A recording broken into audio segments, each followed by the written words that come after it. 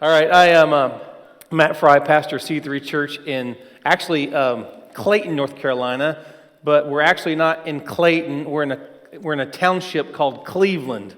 It's an unincorporated community, about 15,000 people outside of Raleigh. So I like to say I'm from Raleigh, but if you were to come to our church, you would say this is not Raleigh.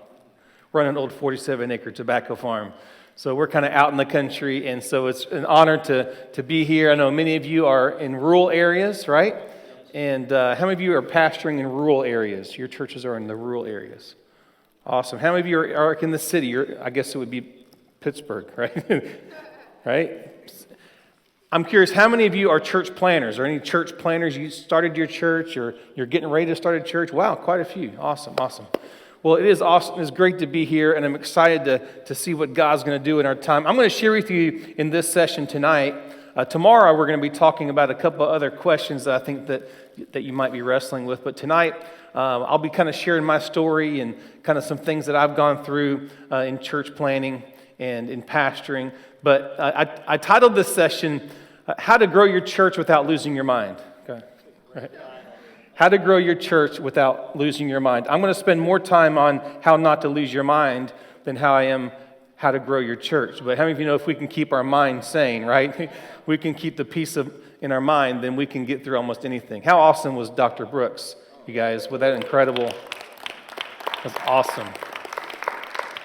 What an amazing man of God and a legacy that he has and the impact that he's had, not only in America, but internationally. And it's an honor to be able to be a part of this conference with you.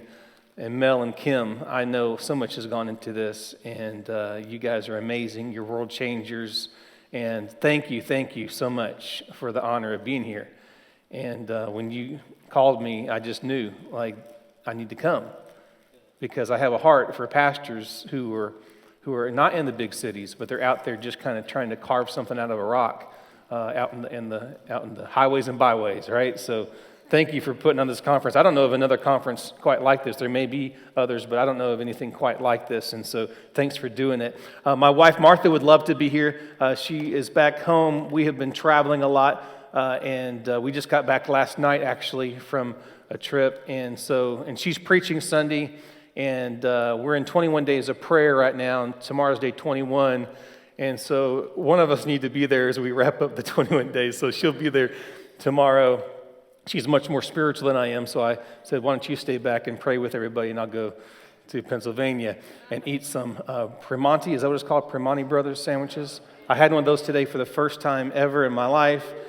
And I just feel like when we get to heaven, there's going to be one waiting for us there at the pearly gates. But I think I have a picture of my family and my wife, Martha, and I have 3 children. Right there's the picture right there, and you can see me. Hey, what's up? But that's obviously me on the right? And this, my wife, Martha. I know you might think they're all my daughters, but that's my wife, Martha. That's my daughter, Caroline. She's actually here. Caroline, will you stand up? Caroline. This is her wedding picture, and so Caroline also is my personal assistant. And so she's traveling with me. Her new husband, Chris. My oldest daughter, Gloria, on the left. And then on the far left is my son, Caleb. And so my son, Caleb, just came on staff. He does communications. He also leads worship. And my daughter, Gloria, is in the hospitality business. So she's a world changer as well. So C3 Church, we started 21 years ago. We're not connected with the C3 International Network, if you're familiar with that. We started before that, and we're called Cleveland Community Church. That's the original name, but as I mentioned, Cleveland doesn't really even exist, and so it created a lot of confusion. People were thinking Cleveland, Ohio, and so we just went with C3. Everybody started calling us C3, so we thought we'll just go with C3. But we started in 1998. 21 years ago, in September, this coming September, we will have started C3 Church in a little elementary school cafeteria with about 50 people. I didn't know how to be a pastor. I'd been a youth pastor. I didn't really want to be a pastor, but when God spoke to me and said, you're not going to have to leave youth ministry, now you're just going to be able to work with the whole church, the whole family, the parents as well as the students. And so we started our church, and when we started the church, it was just like one big youth group. I mean, I didn't know I was preaching like youth group sermons And we were doing the youth ministry songs. You came from heaven to earth, to the motions and everything. Come on, old school, just like overhead projector, right? Some teenager, if the teenager overslept, you had to have a fill-in last second to do the overhead projector with the slides. And I think we have some pictures way back in the day. These are pictures from like 20 plus years ago. There we are. That was one of the schools. We met in 2 different schools. And then look at that cow jumping over the moon right there. You see that over on the right? That's me wearing khakis. Come on. That was casual back then, man. Khakis. Took off the coat and tie. That was cutting edge, man. Come on. That was an elementary school cafeteria. Beautiful chairs that they're sitting in, so comfortable, nice and cozy. That's how we started. And then God blessed us. We're now on an old 47-acre tobacco farm, and we have a worship center that holds a couple of thousand people, and a Starbucks coffee shop, and a kids facility, and that was about 12 years ago that we built our current facility. I think we have a picture. This is our miracle on a tobacco field, and only God did that.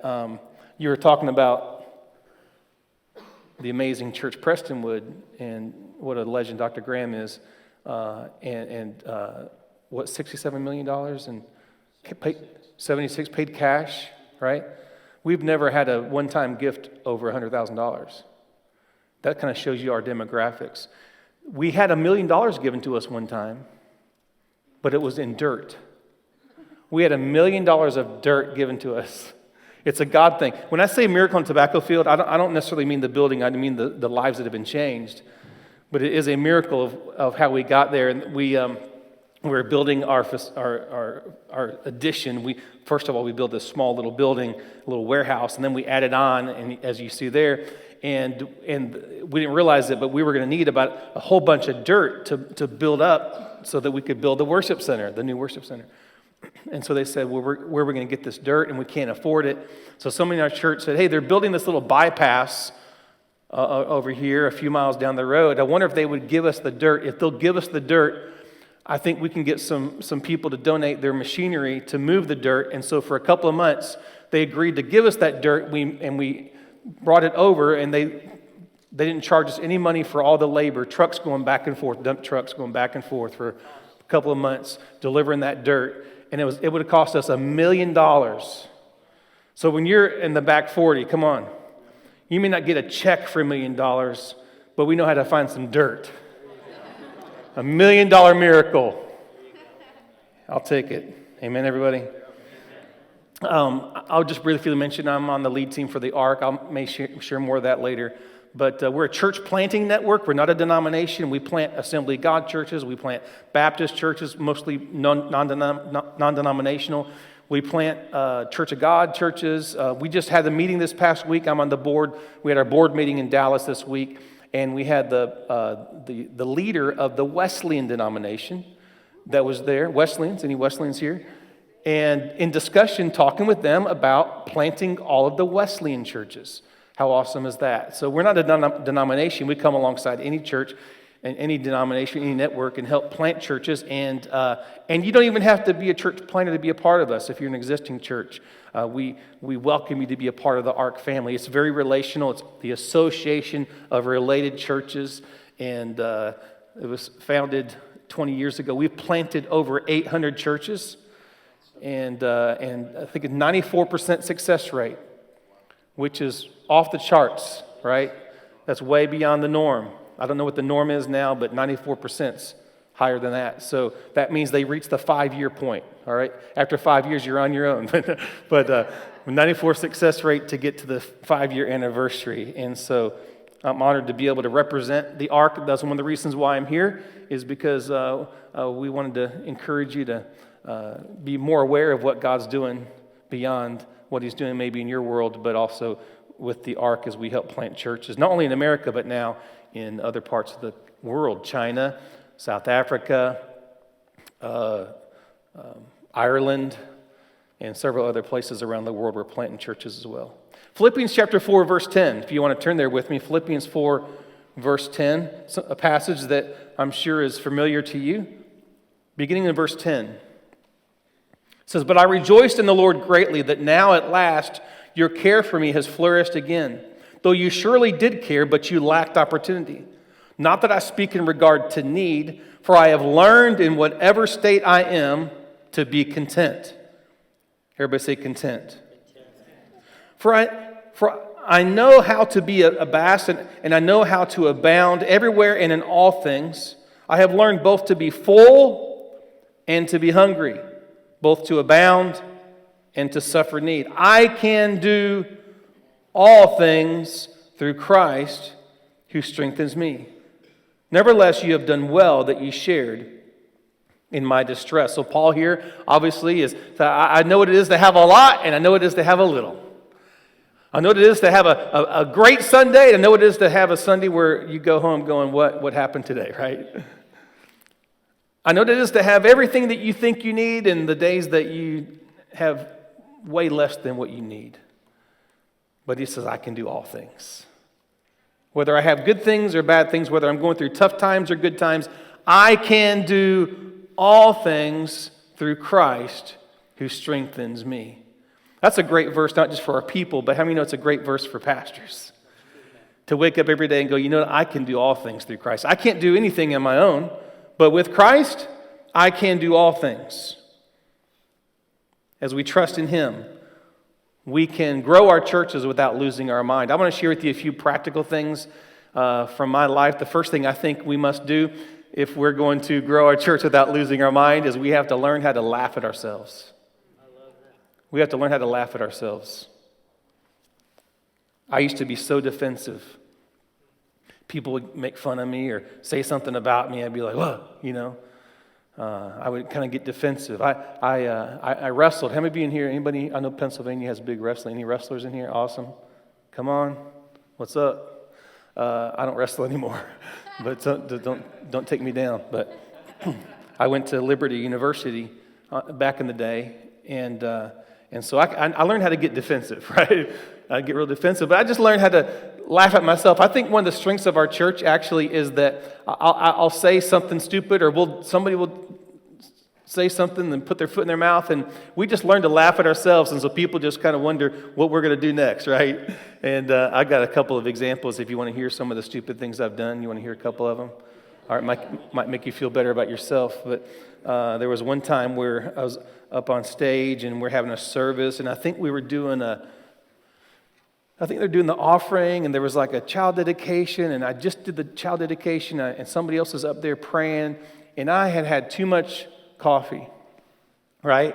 And I'm getting ready to preach, and so I'm like, and I had a little bathroom off to the side. I have a bathroom off the stage, so I thought, I think I have enough time. I've got about 3 minutes. I think I can run out and use the restroom real quick and come right back, and nobody will even miss me. And so I run to the restroom, and I'm in there. And all of a sudden,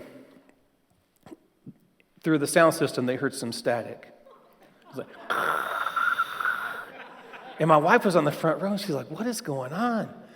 And she asked him, the production girl who she's like, there's something wrong with the sound. What is that sound? And then they heard a whoosh. and so I come back out, and I had no idea any of this was going on. And so I get up to preach. I'm like, do what I do. What's up, everybody? How's it going? Hey, come on, let's put our hands together and welcome everybody who are watching the live stream. And everybody starts crying. They thought I was making a joke. They thought I knew. I was like, why is everybody laughing at me? And at the end, somebody came up to me and said, Pastor, that was so cool. I was like, what was that? He said, how you said live stream? I said, what do you mean? He said, you don't know. And then somebody explained to me. They said, well, I guess that does give new definition to live stream, right? So, Christmas Eve, we did a zillion services. Last Christmas Eve service, how many know you just like, praise the Lord, I'm going to get home and have some eggnog or whatever it is, you know. Praise the Lord. Last service, 17,000 Christmas Eve services. I'm just like, yes, I made it to the finish line. Hallelujah. And we had these little candles, but they're not real candles. They're like glow sticks, right? And so we're singing Silent Night, Holy Night. I mean, it's just like, you just feel the presence of God. This is Christmas Eve. It's the last service. I get to go home and collapse.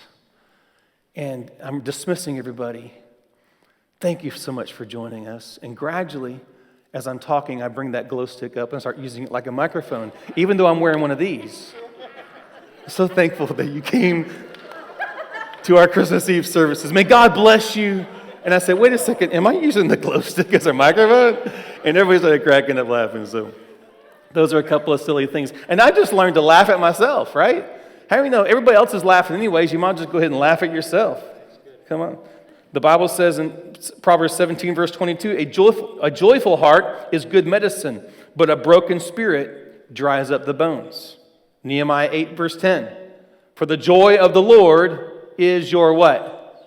Strength. The joy of the Lord is your strength. And I believe the devil wants to, John 10:10, steal, kill, and destroy. And I think one of the things he wants to do is steal the joy of the pastor. He wants to steal your joy. So I try to even listen to comedy, clean comedy. I try to share jokes with my people at the church, and if I ever do something stupid and they don't know about it, I'll tell them something stupid I did, just so I can get everybody to laugh. And there's something about laughter that just kind of opens up the heart, right? So let me encourage you, learn to laugh at yourself. Number 2, how are you going to grow your church without losing your mind? I think you must have a whatever it takes attitude. Listen, if you're in a rural area, you just have to have this, you know what, we're going to do whatever it takes, because you're not going to have the resources that you need. You're not going to have the staff that you need. You're not going to be able to afford the staff that you need. So how are you going to mobilize your church to reach the community when you have limited resources, limited staff, limited buildings? If you can instill in your people, this is one of the things that we did early on, instill in them a whatever it takes attitude. In order to do that, you have to continually remind everyone of the why behind the what. They need vision. Our vision at C3 for 21 years has been to provide real hope for real people in a real world, to help people know God, find freedom, discover their purpose, and make a difference. That's the vision. That's right. That's the what. But the why behind the what. Why are we doing what we're doing?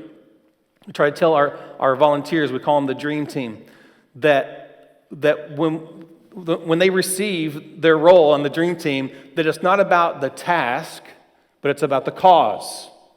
It's about the heart of what God wants to do in the lives of people.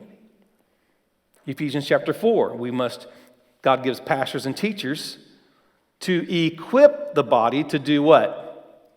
The works of the ministry, right? So a lot of times we think, well, they hired me to do the works of the ministry. No, God put you there, and God put leaders in place to equip the body to do the works of the ministry, so that we can equip them to actually fulfill the vision that God has for your church. The why behind the what. Can somebody bring a chair up here for me? Just any chair. Thank you, Mel. Come on, bro. A man of many talents right there. We first started C3, Cleveland Community Church back then. We had the cafeteria, about 70 elementary school tables, big old heavy duty. I mean, these things weighed a ton. They make them better now. I think they're lightweight, but back then they were just like heavy duty. The first Sunday I preached, I inherited a core group. I did not organize the core group of about 40 or 50 people. They were already in place when I arrived, my wife and I. They'd been there for a few months meeting. They called me to be their pastor. And the first Sunday I preached, they had about 25 adults, right? 50 people counting kids, right? You count everybody when you're a church planner. And so there's 50 total, but about 25 adults, and they had kids in the back meeting in hallways that couldn't use classrooms. That's another story. But there were about 25 chairs right here, and what they would do is they would just and they were just doing the best they could, 25 adults. They would just push the tables, right? Kind of push them, kind of shove them back, and just make room for about 25 chairs. And there were so few people that I would stand on the floor and preach. And so after a couple of weeks of that, I said, listen, what we're going to do, we're going to transform this cafeteria into a worship center. Now, we can't do much about the cow jumping over the moon, and we're going to try to clean up these floors because they got some nasty elementary school nastiness on there, right? We're going to try. But we can pick up these tables, and we're going to pick them all up. And they're like, what? We're going to do what? We're going to pick up all the tables. 70 tables, about 25 total adults in the church, right? We're gonna take down all the tables, all the tables, and we're gonna put them in the back, and then we're gonna set up chairs, and we're gonna transform this into a worship center. Well, I got a little pushback. You realize how early we're gonna have to get there to do that? I mean, we're gonna have to get there like 7:30. Wow. That seems late now. If I told our dream team they could, sleep in until then. 7:30? You're not gonna get people to show up at 7:30? And so I was a young pastor back then. I wasn't quite as polished back then. Not that I'm very polished now, but I was much less polished. And just a few months out from being a youth pastor. So I said, well, here's the deal. This Sunday, we're going to take down all the tables. And if I'm the only one here, I'll take them down myself. Well, how many know we had a whole bunch of people show up? We took all the tables down. Nobody ever complained after that. We took them all down. Well, there's a couple of times they complained. And we're still taking all these tables? Yes, we're taking all the tables down. And we had to put them all back afterwards, exactly to the T of where the principal wanted them, or she would complain. And rightly so. Well, I want you to know what a month later, that group of 50 people turned into 167. A year and a half later, 350 people. And I often wonder, if we had not made room for people, if people walked in, there's only 25 chairs, they're going to, well, there's not room for me. But when we took all the tables down that showed people the potential of where we could go, and God filled them up. If we can't control what God does. But the Bible does say, we make the horse ready for battle, but victory rests with the Lord. The victory comes from Jesus. We have no control over the results. But I believe if we're faithful with what's in our hand, God will give us what's in our heart. And so we got to instill in our people, and it's not just a one-time deal. Just this last week, or 2 weeks ago, I was speaking to all of our volunteer leaders who serve in our First Impressions team, greeters, ushers. And I told them, I brought a chair up here, and I said, listen, I know, because we still sit up and take down. We have chairs like this in our worship center. They're not fixed. And we take up and tear down based on how many people we're expecting in that service. Right? So we still do it. And it's not a lot, but it is kind of a lot, because like one row has like 100 chairs. So we're going to take one row down. It used to be like 10 chairs. Now it's 100, right? But I said, and even now you get some, why can't we just like put all the chairs down and then rope them off and because it doesn't look good. I said, but this Sunday we're going to have some people that are going to sit in this chair. And so when you set this chair down, don't look at this as a chair, but realize there's a person that's going to be sitting in this chair. And that person may have a broken heart. That person may be far from God. This may be a single mom who's working 2 jobs, that's just trying to make it through life. And she shows up on Sunday, takes everything she has in her to get her kids ready, to come to church, and she's sitting in this chair. And these chairs may be a husband and wife. They're on the brink of divorce. This may be a husband who doesn't even want to go to church and has felt like his wife drugged him there, right? Maybe a teenager who's contemplating suicide that's going to sit in this chair. So when you set this chair down, please don't just see a chair, but see a person, a soul that's going to be sitting in this chair. And why don't you just say a little prayer for them when you put that chair down? Lord, somebody's going to be sitting in this chair on Sunday. And Lord, I pray, Lord, that the power of God will show up in their life. And they would know that you love them, that you have not forgotten about them. I said, greeters, this Sunday there's going to be people walking through those doors, and you're going to be opening up the doors. But it's not about the door. It's about that family that's walking through the door. Parking team, this Sunday there'll be some cars that'll be driving on our campus. Understand, just don't see those are cars. Don't see just cars, but see people that are in those cars that need hope. They may be giving God one last chance, and they're showing up. So the sermon starts in the parking lot. Most recent research I heard just a couple of weeks ago, I said 28 seconds after somebody arrives at your church, they're already deciding whether they're going to come back or not.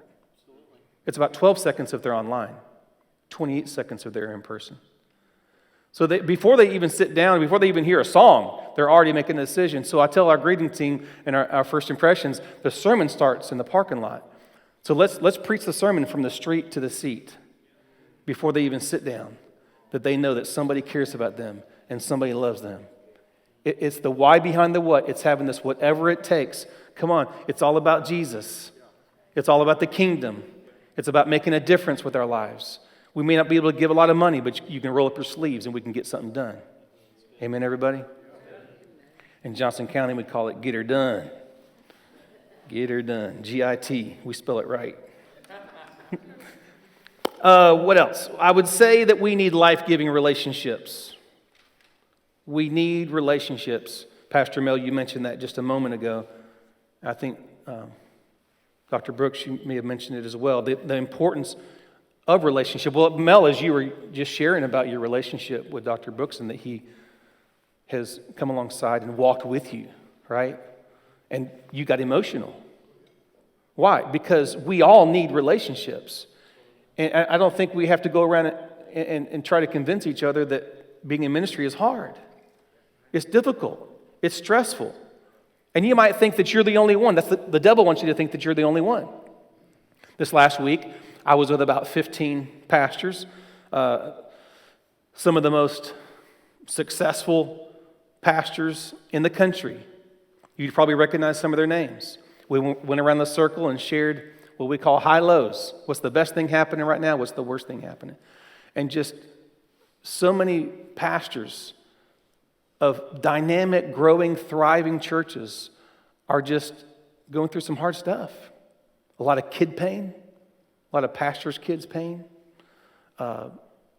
long-term staff members betraying them, starting churches in the area. All these stories, you're not going to see it on Instagram. You're not going to see it on Facebook. We're going to see their podcasts and their churches and their 10th campus that they're starting debt-free, right? All that stuff. But it's hard whether you're pastoring a church of 50 or 500 or 50,000. Ministry's hard. And we can't do it alone. We need each other. We need relationships. And if you don't have some friends, maybe during this conference you can make some friends. You can exchange some cell phone numbers or some email addresses. After this last session, Buddy came up to me, Pastor Buddy from Ohio, right? And Buddy Watts came up to me, says, we've never met, but he went down to Hilton Head, South Carolina, a vacation. Were you by yourself? No, with your family. Went golfing by yourself. Yes. Right. Hilton Head, and was wanting to quit, wanting to give up. And I guess when you're by yourself, they partner with somebody else that's also by themselves. Well, there was another gentleman there that was by himself that had put them together, and Buddy began to share just all the hard stuff he's going through and all the pain and difficulty he's going through. Come to find out, he asked him what his name was, and he said, my name is Craig Fry, and he said, my brother is Matt Fry. And next thing you know it, he's getting connected with the Ark, and then now he is re-engaged and more on fire for God than ever, and keep continuing to stay in the game just through that relationship. And we need each other, don't we? How crazy is that? My older brother Craig was a church planner, and now he leads a men's discipleship ministry, but he could understand some of the pain. I think he probably shared some of his pain with you on that golf course, didn't he? Yeah. Don't do ministry alone. How many know there are always going to be critics? You're going to have critics. You're going to have people who are just going to, people that, and the people that are going to hurt you the most are often the people who are closest to you, right? That person who's attended your church twice and sat in the back row, they're not going to hurt as bad, right? If they say something about you, it's just like they've only come twice. But somebody who's been on your staff for a long time or been in your church forever, and it just never, it's never easy. But here's the thing. When it hurts me and it hurts you, that's a good thing. I would be worried if it didn't hurt. Why? Because we care. So it's not a bad thing that it hurts. And I've tried to do one thing. I've tried to keep a soft heart and tough skin. Don't let everything get to my heart. Let some stuff bounce off of you. But keep that soft heart, right? A soft heart towards God. Don't let it warp your heart towards people. Keep loving people. But keep a soft heart but tough skin. Don't take everything personal. Man, there's so much stuff going on in people's lives. They got issues on top of issues, and we think it's all about us. Somebody looks at us kind of sideways or kind of like, I do. Sometimes they're like, well, what did I do to them? It has nothing to do with me. They had a flat tire on the way to church, and they're frustrated because they, whatever. So, or their wife is mad at them, or who knows? And I'm thinking it's me. We started the church in 98.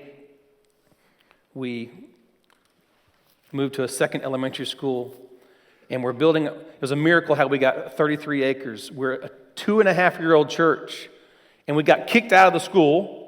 Well, there's another school being built, so I said, well, can we meet in there while our building is being built?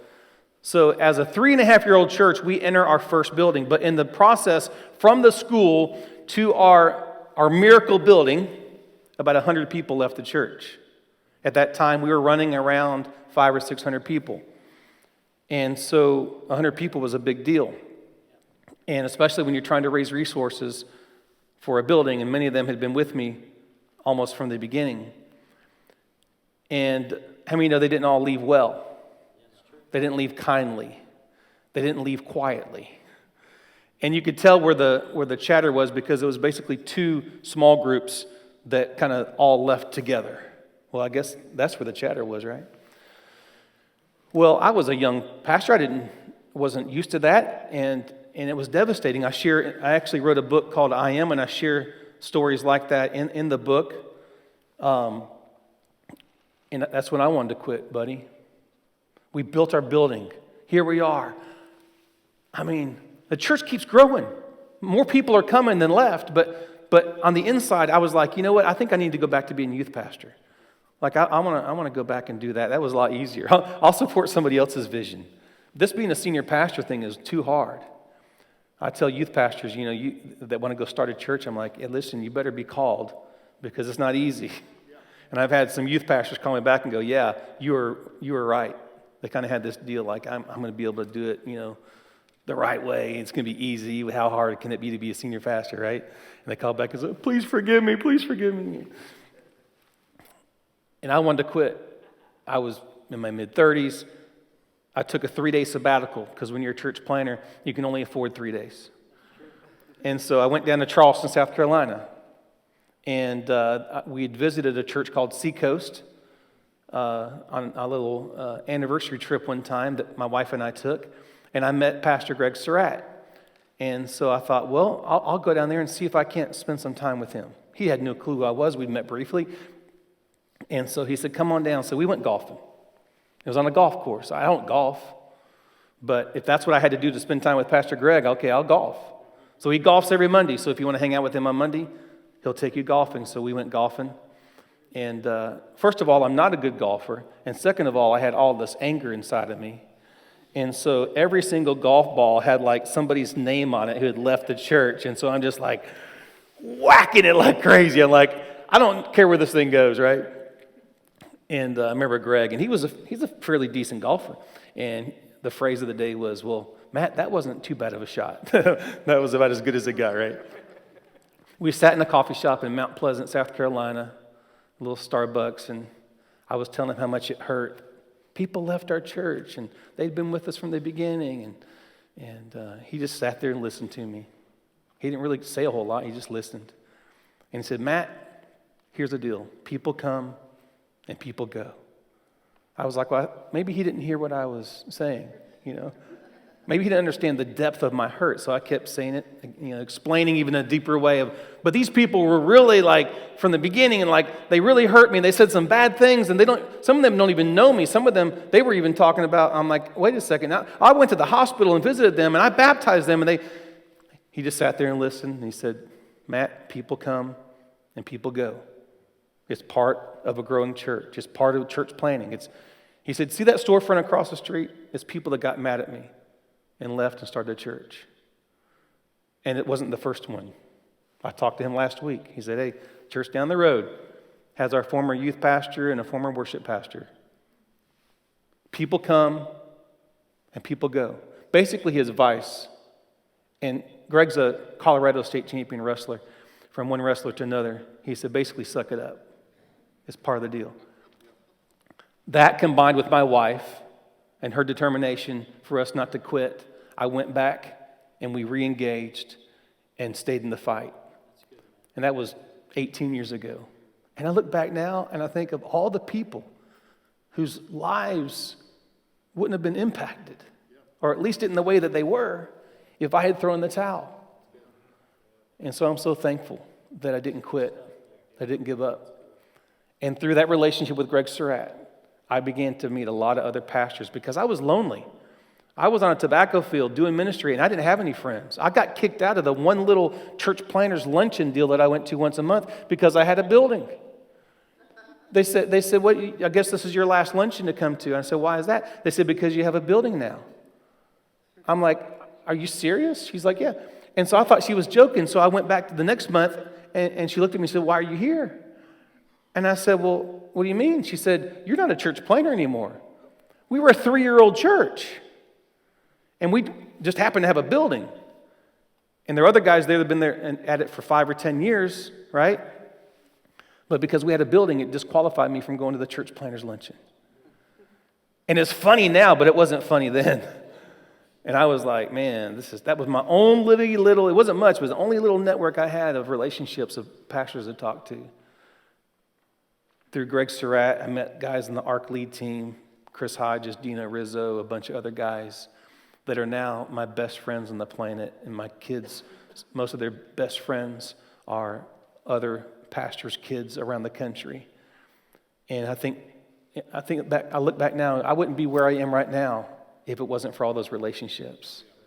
So make a decision, don't do ministry alone. We need each other. I want to share one more thought with you. How to grow your church without losing your mind. Is we need to discover our identity in who we are, not what we do. Discover our identity in who we are, not what we do. Early on in ministry, before I was even a pastor, I found my identity in what I did. As I mentioned, I started wrestling when I was 9 years old. My older brother wrestled, so he took me to wrestling practices and took me to tournaments, and so I got into it at a young age. So my identity was Matt Fry the wrestler. Then I'll go off to college, and so my identity, like, who are you? I'm Matt Fry the wrestler. Then God called me into ministry, and I started working as a youth pastor. So now I'm Matt Fry the youth pastor. If you'd ask me who I was, I'm Matt Fry the youth pastor. Well, and I was blessed to work in some churches that were well known in the area. So there's like, I'd say, I'm a youth pastor at such and such church. Oh, wow, you're at that church. Yeah, I'm kind of a big deal, right? Or so I thought. And then I got let go. It's a nice way of saying fired, right? It was a misfit. It was like a traditional Baptist church, and I'm trying to do like my style in that structure, and it didn't work. And so we need to part ways. And so here I am now, I'm unemployed.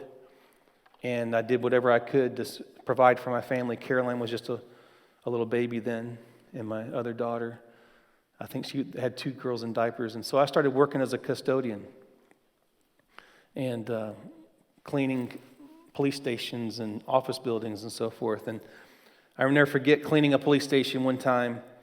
Of course, most of the places I cleaned, they were empty. Nobody was there, so it wasn't embarrassing. It was just like, But the police station, they had to have policemen there for security, right? So I went into one office, and I went into the office, and I said, "Sir, can I get your trash can for you?" And here I am. I've been a youth pastor for many years, and seminary education and so forth, and I'm cleaning offices. "Sir, can I get that trash can for you?" And he pulled back his chair, and he looked at me and said, "Wait a second. Aren't you the youth pastor at that big church down the street?" And I said, "Well, I used to be." Kind of changed the subject awkwardly, and I said, well, can I get that trash can for you?" I went home, sat on the couch, just devastated, like, who am I? And I realized that my whole life, my identity was found in what I did. I was reading Philippians chapter 3, where Paul says, "I want to know Christ and the power of his resurrection." I said, "Lord, I want that power." But then it says, "and fellowship in my suffering." I'm like, Lord, I don't want the suffering. I've had enough of that. I just want the power. And he said, if you want my power, you must be willing to go through the suffering. And in that moment, I felt God spoke to me. And he said what you said just a moment ago, Pastor Mel, that you're not Matt Fry, the youth pastor. Because when that was taken away from me, now who was I? You're not Matt Fry, youth pastor. You're not Matt Fry, a wrestler. You're Matt Fry, a child of God. You're a Christian. What you do is secondary to who you are and what God said about me. And that began a journey that continued, that when I discover the great I am, that's when I discover who I am. There's a direct connection between who God is, the great I am, and understanding who I am. I began to look through the Bible, and I found all of these I am declarations. You know, he is the great I am, right? He told Moses that. He told us that. Jesus shows up in the Gospel of John and says 7 times, I am the light of the world. I am the good shepherd, right? I am the resurrection and life. And then I looked at the Bible. There's all these I am declarations of who I am. I am fearfully and wonderfully made. I am God's masterpiece. I am more than a conqueror. I was like, wait a second. And so I looked up all these I am declarations, and I counted them up, and there were 31. I thought, that's perfect. This is way before there was ever a book idea or anything like that. I'm going to take one declaration. I'm going to declare it over my life every day. And I began every day of the month declaring those declarations over my life, those 31 declarations. Now those 31 declarations are in the book. And if you go to mattfry.com and just punch your email address in, you can get all the declarations for free. You can download a free bookmark. You can download, there's videos, there's I am reminders. I get a reminder on my phone every morning at 6 a.m. to declare that declaration for the day. I am healed, I am free, I am whole, I am more than a conqueror, and I just declare that. You might say, well, that's kind of weird, isn't it? Well, you might think it's weird, but I just take the Bible seriously. This is that our words can bring life or death, right? And all I know is I'm just going to take the Word of God at what it says, and I'm going to declare it with my mouth, and I'll declare it out loud of who God says that I am. And it makes a big difference, and there's lots of stories of what God's done, and I'm sure you've got your stories too, but I've just learned that if I can either declare my problems or I can declare God's promises. And I get a lot better deal if I just declare His promises rather than focus on my problems. So I'm going to wrap up my time here tonight with the 31 declarations. Would that be all right with you guys? I'm going to read these 31 declarations. In fact, as I read them, can we just declare these together? In fact, why don't we all just stand up together right now as we conclude this evening session. Let's declare these together. Repeat after me. I am fearfully and wonderfully made. I am God's masterpiece. I am made in the image of God. I am forgiven. I am redeemed. I am called by name. I am a new creation. I am greatly loved by God. I am His child. I am an heir of God and co-heir with Christ. I am a member of God's family. I am blessed in the heavenly realm with every spiritual blessing. I am chosen to be part of a royal priesthood. I am His treasured possession. I am precious to God. I am a temple of the living God.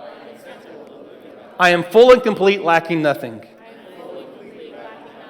I am the righteousness of God. I am His ambassador. I am free. I am healed. I am whole. I am more than a conqueror. I am a warrior for Christ. I am wanted. I am significant. I am a citizen of God's kingdom. I am sent by God. I am light in the darkness. I am a friend of God, chosen by Him and appointed to bear good fruit.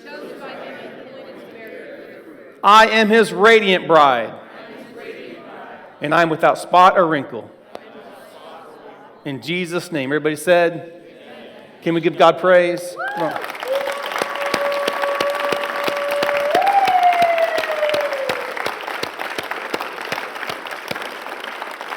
just remain standing. Let me pray for you. Maybe lift up your hands to God right now. Just, Lord, I just know in this room, God, there's so many men and women who just going through some difficult seasons.